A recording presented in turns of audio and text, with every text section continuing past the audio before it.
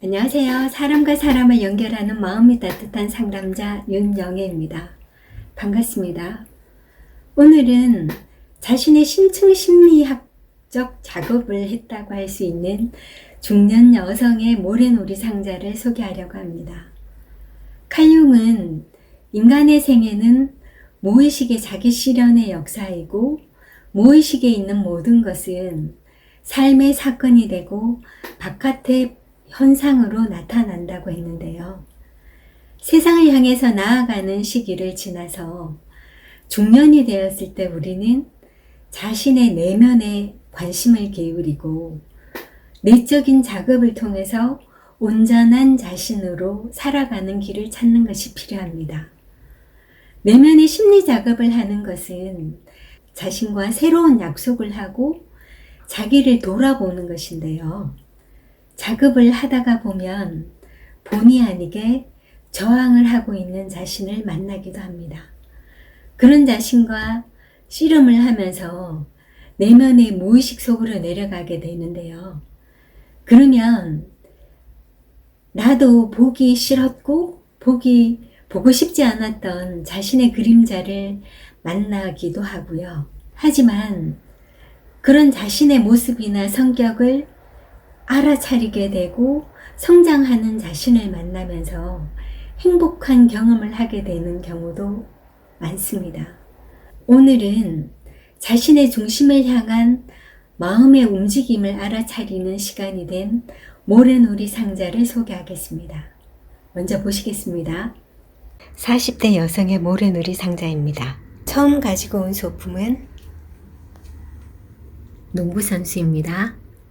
마지막에 가지고 온 소품은 용입니다. 자, 모래놀이 상자의 구조를 한번 보겠습니다.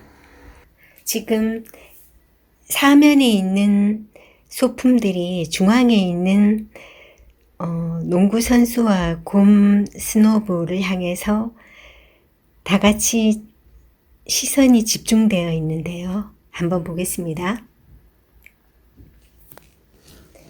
좌측 아래는 무의식의 대양이라고 할 수 있는 본능 영역이라고 할 수 있는데요. 늘 크리스마스 추리가 눈에 띈다고 했습니다. 그러니까 호전적이고 난폭한 자기의 어떤 모습이 죽고 지혜롭고 현명한 스승으로 다시 태어나는 반인반마를 놓은 것이라고 볼 수도 있을 것 같습니다.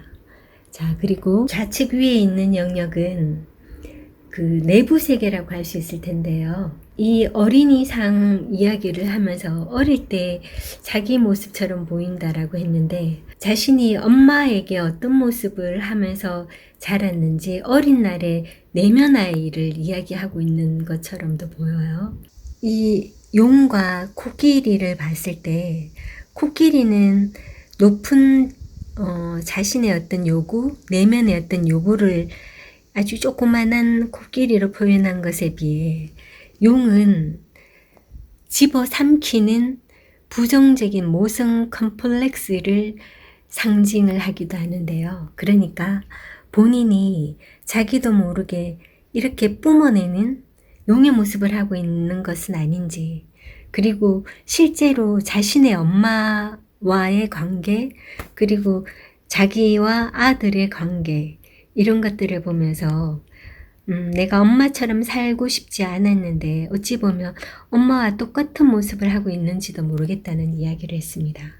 여기에 있는 여우 캐릭터가 그 눈이 잠올듯이 감겨져 있는데 꼭 아들을 닮았다라고 했지만, 이야기를 나누면서 자신의 모습일 수도 있겠다라는 이야기를 했는데요.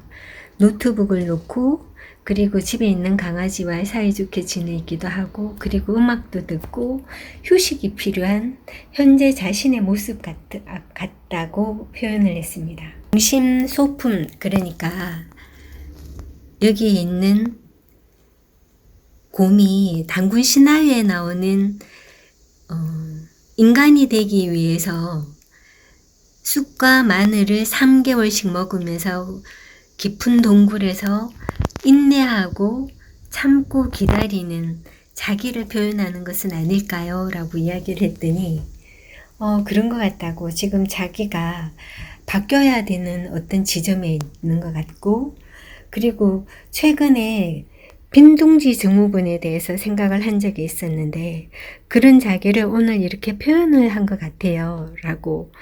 우리는 의식의 일방적인 발달 때문에 무의식과 분리될 위기에 처할 때 원형의 작용이 나타난다고 하는데요. 오늘 모래놀이 상자에서는 이상적인 어떤 체험과 잘 연결한 모래놀이 상자라고 할 수 있겠습니다. 감사합니다. 오늘 내담자는 아이 아빠는 지방에 있고 아이가 밤늦게까지 놀면서 늦게 돌아오는 시간이 많아지면서 혼자 있는 시간에 이런 것들이 빈둥지 증후군인가 무섭기도 하고 슬프다는 느낌이 들었었는데 오늘 선생님과 나눈 이야기가 누구에게 기대서 사는 것이 아니라 즐거운 것을 찾아서 내가 스스로 설 수 있어야 된다는 이야기를 한 것 같네요 라고 표현했습니다. 내가 바로 서 있지 못하면 아이를 잡을 수밖에 없을 것 같고 앞으로 어떻게 해야 하나 고민하고 있었는데 오늘 모래놀이를 그렇게 한 것 같아요 라고 했는데요. 내 엄마가 나한테 했던 부정적인 모습을 어느 순간 엄마처럼 똑같이 하고 있는 나를 본다고 했습니다. 요즘 내려놔야지 다르게 살려고 하고 있고 좀 더 현명한 엄마였으면 좋겠다라고 하는 것이 기도 제목이었다고 했어요. 우리는 엄마와 다르게 살아야지, 아빠와 다르게 살아야지 라고 이야기를 하면서 자신도 모르게 기준이 엄마나 아빠가 되다가 보니까 부모처럼 똑같이 살게 되죠. 그런 자신을 깨닫고 알게 되는 것, 그리고 그런 나를 봐주는 것은 중요한 알아차림이라고 할 수 있습니다. 내 안에서 일어나는 욕구를 알아차리고 나를 보살피는 것입니다. 내 자식을 키우느라 정신없이 살았는데 나는 지금 허전하구나. 내가 힘들구나. 그런 나를 받아주고 이해하려면 어떻게 해야 될까? 좋아하는 취미를 찾아보기도 하고 나를 위해서 무엇을 하고 싶은지 그리고 무엇을 원하는지 다시 찾아보는 것입니다. 나의 숙제라고 할 수 있겠죠. 그런 나를 다시 돌아봅니다. 자식 챙긴다고 나를 뒷전으로 두고 있었던 자신을 되돌아봅니다.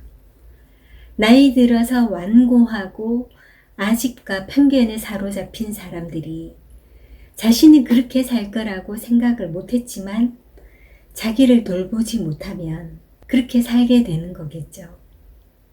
나는 왜 이렇게 살고 있지? 나는 무엇을 하고 있는 것이지? 내 인생을 어떻게 살고 있지? 자신을 돌아볼 필요가 있습니다. 오늘 모래놀이 상자에서는 동굴에서 인내하고 기다리고 있는 내가 지혜로운 사람이 되려면 기다리고 인내하는 시간이 필요하구나. 내 안에 죽고 새로 태어나야 하는 것은 무엇이지? 그러면서 나도 언젠가는 빛이 날 거야 하는데 옆에 있는 아들이 엄마 잘했어 하고 있는 모습이죠. 칼융이 말하는 자기 실현으로 가는 길에서 내면의 중심으로 향하는 움직임을 보는 모래놀이 상자였다고 생각됩니다. 오늘 모래놀이 상자 이야기가 여러분에게도 도움이 되는 시간이 되었으면 좋겠습니다. 행복하고 즐거운 시간 보내세요. 감사합니다.